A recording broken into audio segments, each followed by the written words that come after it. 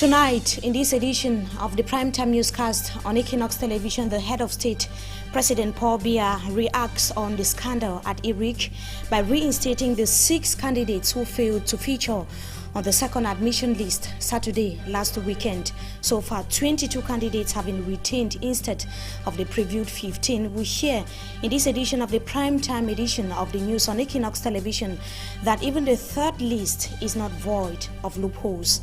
And should regional balance continue to be the main tool for admitting students in state-owned institutions across the country? We talk about it in the second part of this newscast. Stay with us.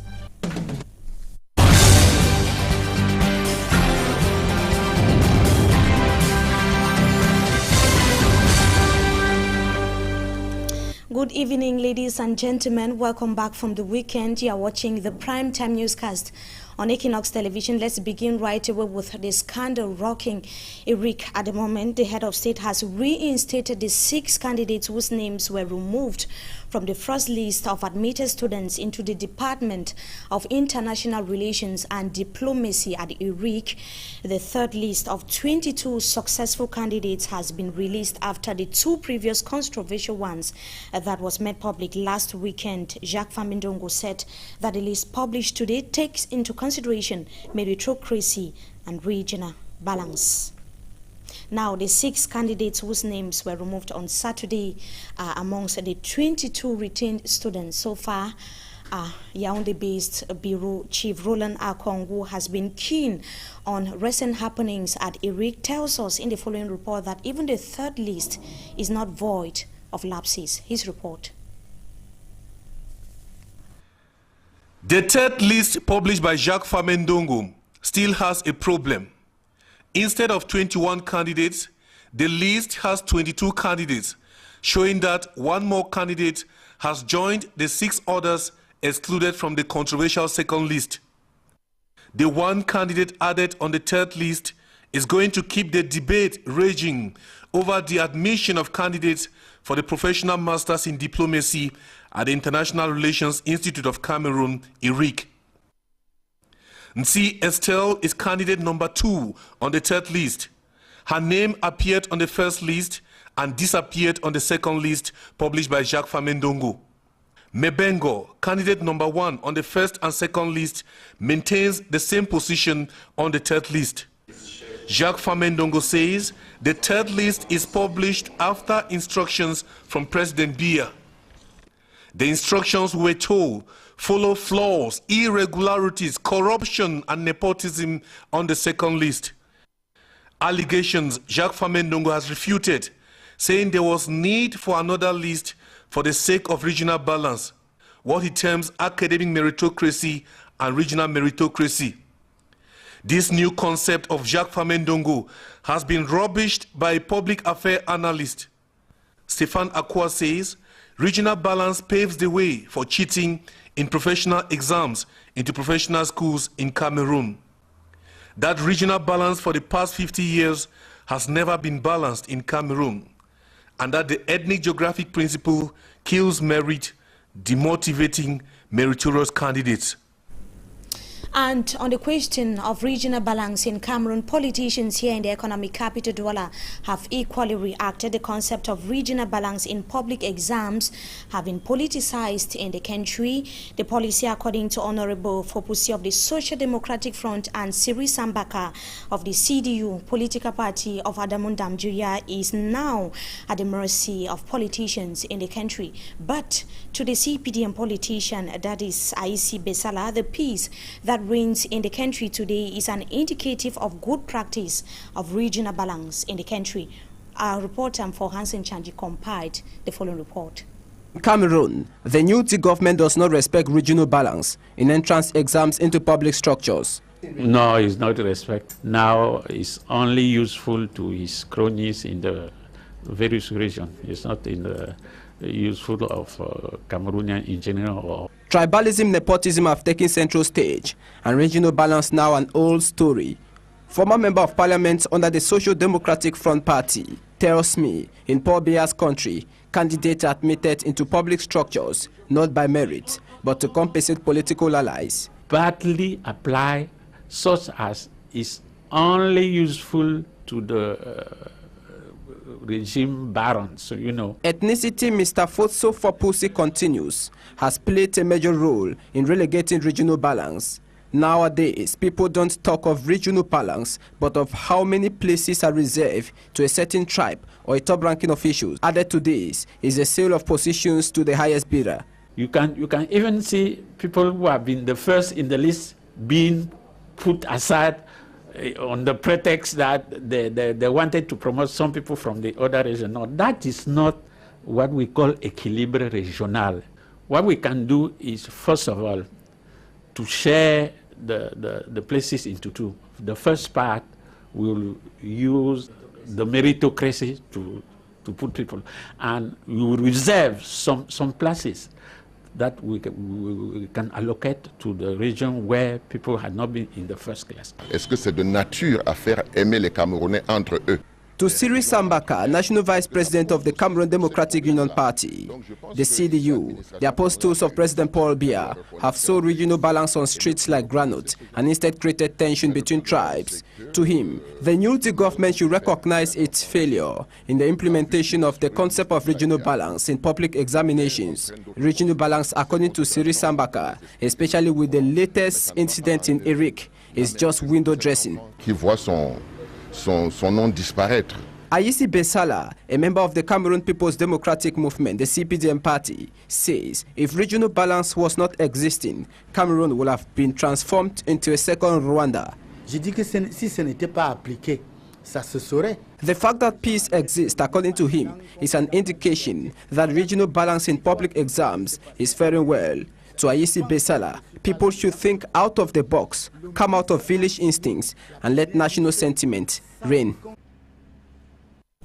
And should regional balance continue to be the main tool for admitting candidates in state-owned institutions in Cameroon? That's going to be a topic in the second part of this newscast. Now, how can the road accidents, the increasing rate of road accidents in the country be curbed in the Mongo division of the country when the transport sector is failing to abide the norms governing the sector? More than 50% of cars in Kongsamba, that is a locality in that part of the country, are without roadworthiness certificates. The divisional delegate for transport for Mongo has promised hard times to defaulters. Jacques Ekwekinge has more.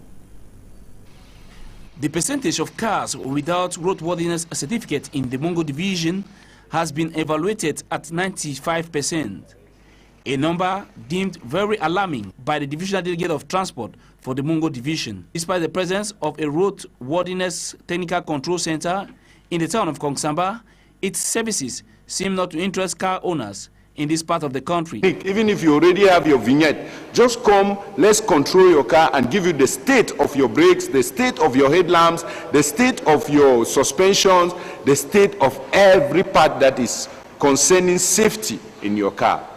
Owing to the importance of these services to the well-being of the car, the proprietor and the public at large. Coming to the technical control center will help to reduce up to by 50% the number of people that we find dying on our highways. The divisional delegate for transport for the Mongo equally used the evaluation tour to make a stopover in some transport agencies in the Mongo divisional headquarters, where he realized that these suffered from problems like lack of public toilets, resting rooms for drivers, no first aid boxes, just to name these few.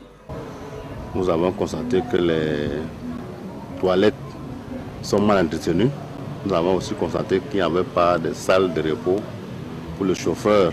These, the delegate reiterated, contribute to the numerous road accidents on our highways these days. The transport board for the Mongo division has for now passed across a warning note promising to levy sanctions on defaulters during the next evaluation tour.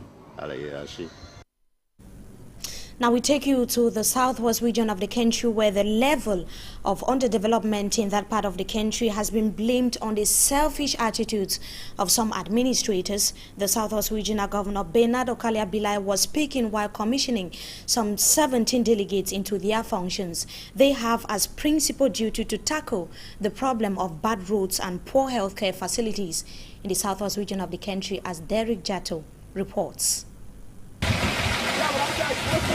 In a region where subdivisions still suffer severe inaccessibility, epileptic power supply, poor health, limited classrooms and teachers, Southwest is a region where development projects earmarked by the government as a way of solving basic preoccupations of the people are jeopardized because of the selfish behavior of some unscrupulous administrators. Today, Governor Bernard Okalia-Bilai of that region, commissioning 17 newly appointed regional delegates into their functions, started by defining the functions of his own office. The governor and the senior divisional officer shall, in the region and the division respectively, be the representatives of the President of the Republic, the government, and each of the ministers. And later, spell out how these delegates must operate under his authority.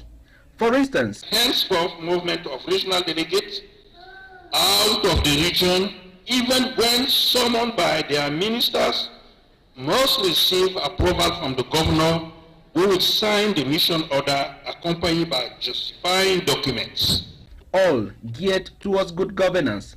But for good governance to become a reality, the rampant corruption which is observed in many administrative services, especially those technical services in charge of the award and follow-up of the execution of project, must stop. The Commander-in-Chief of the Southwest region has spoken, and the newly installed regional delegates now know that they will be responsible for any action. And in agriculture, farmers in the west region of the country are busy cultivating several weeks to the start of the planting season. The rainfall witnessed recently in the country motivated the actions. Local authorities have warned that the impact might be far-reaching. Our reporter Veronica Aji has the details. The persistent downpour witnessed in Cameroon is having an adverse impact on the planting season. In the west region, some farmers have already indulged in the cultivation of maize and beans. This young boy, like other farmers, is planting, so he should not be left behind at the time of harvest. At the Menua Divisional Delegation, officials say it is not advisable to plant with the early rains, for the crops would not grow but rather get bad.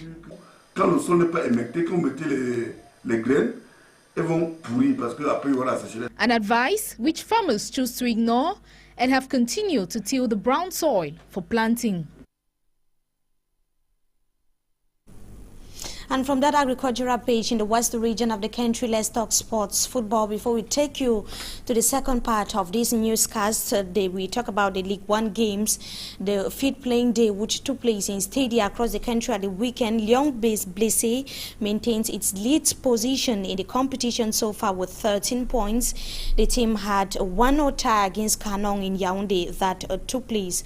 It was an encounter that took place yesterday, and the other encounter that took place in the nation's capital, we had Dragon that trashed Fovu 3-1 in Bafia. Cosmos defeated Tekase 1-0 in the northwest region of the country. Young Sports Academy equally had an edge over UMS of Loom by 1-0. Here in the economic capital, Douala Union had 2 against Jelakwan Sports 0, and in Bafang West region of the country, Unisports, who received Apages, lost to the team by 0-1 in Barante. Still in the west region of the country, Panther defeated Astro 2-1. Another delayed day 5 encounter has been built for March 11, precisely on Wednesday this week. That's going to be against Botafogo with New Stars. The match will take place here in the economic capital, Douala. They're bringing us to the end of this first segment of the news. Up next is Talking Point.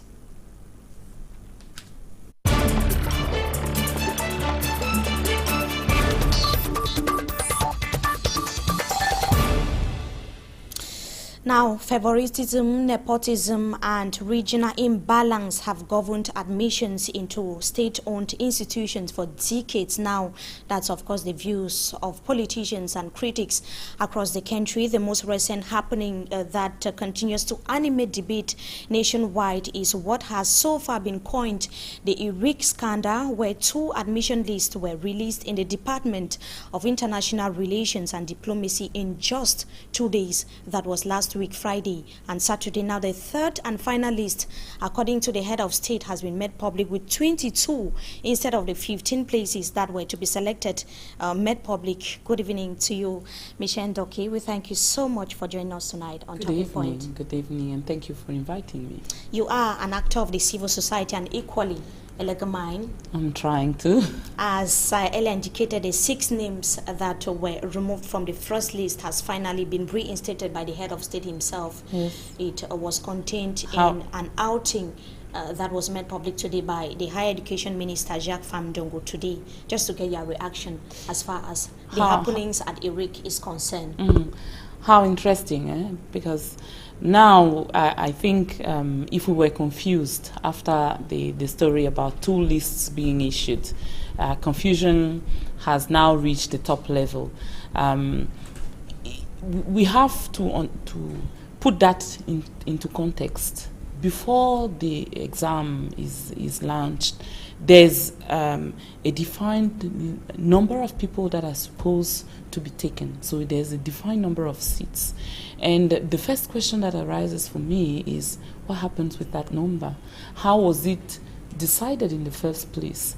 And what is the rationale behind all these changes? Unfortunately, it's not surprising. So I don't even think we should take the time to say that about. It's not surprising means that it's a common issue as far as concourse in the country is concerned. Exactly, that's what you said in your introduction. It's unfortunately so common that results are tweaked, that you see young people saying, oh, I'm going to go to write this exam, I have to get my money ready.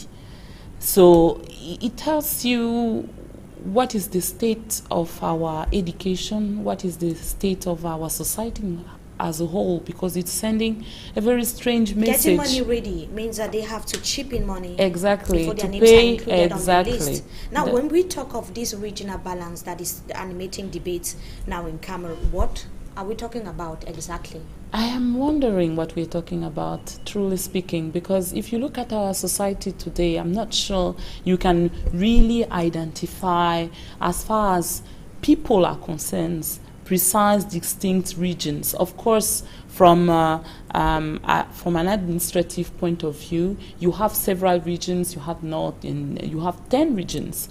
But can we really say that if you go to Marwa today, you will find only people whose parents were born there, and who can say, how can you know? When somebody comes and write the exam, how would you know? And how is that logical if you compare it to the fact that normally when you correct you mark the papers, you don't have to know the name of the person.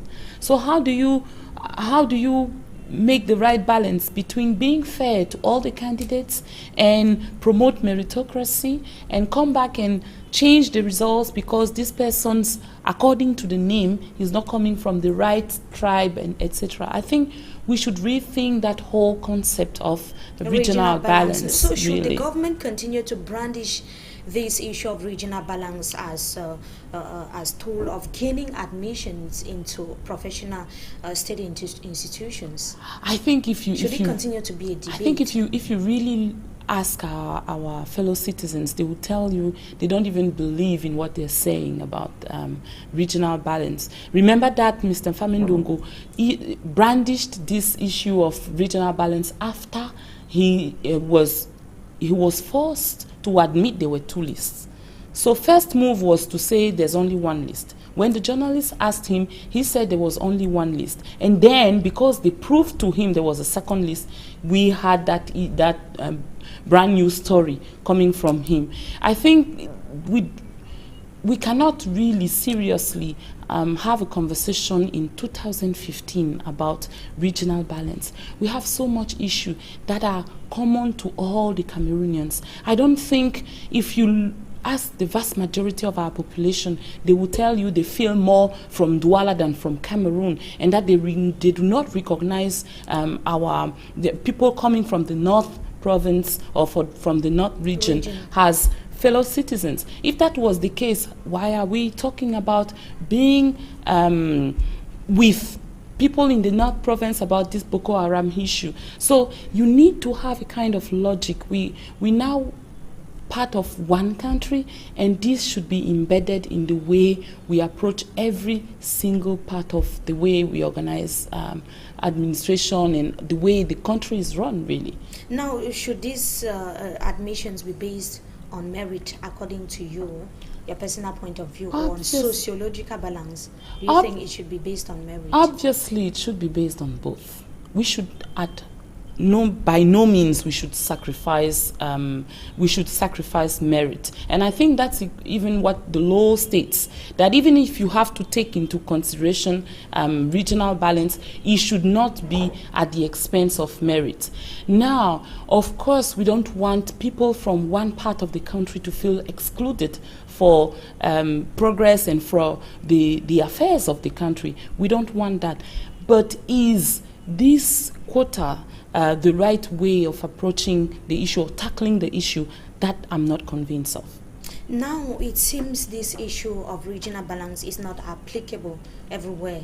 There are some admissions into professional state institutions in the country that just passed by unperceived.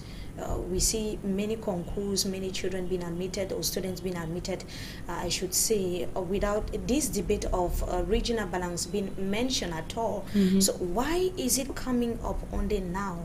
For several years now, concours have been plagued by educational and regional imbalance. Can we say that we are moving towards a positive change in the country? Why should it be coming up now? I think we need to remember that this must be just a reason given by the authorities, and that might not be the core rationale behind the change of lists. If you take into account now that there's a third list, you can see that we're no more talking about regional balance, and the people that were on the previous list have been put back on the first list have been put back, and you have an increased number, and nobody is telling you if the regional balance has been respected. So I don't really think. Depends on a solution to what. I think now, yes, now what those gentlemen are trying to do is to manage a scandal, and to get those people back home and say, okay, after all, I don't want to admit. The minister should resign. That's the normal expectation we have as people. He should resign, because what he has done as the person in charge of education in our country is really non-acceptable. What impact would it have? This was a concours that was meant to receive just 15 candidates. Mm-hmm. Now we're having 22. Yeah. Does this speak well very of interesting. The institution of HIRIC? Before we go, very briefly. Well, let us wait and see how they are going to manage that situation from now. I'm happy for the people who was being put back into the list, because I really felt for them at that time. And I think at least the fact that they are back now with the perspective in the future is a good thing. To what expense is another story, obviously. Thank you so much for joining us tonight on Talking Point. We hope to have you some other time again. Thank you. To our viewers, it was equally a pleasure having you with us in this edition of the Primetime Newscast on Equinox Television. Wishing you a blessed stay in the company of our programs. Until we meet again, goodbye.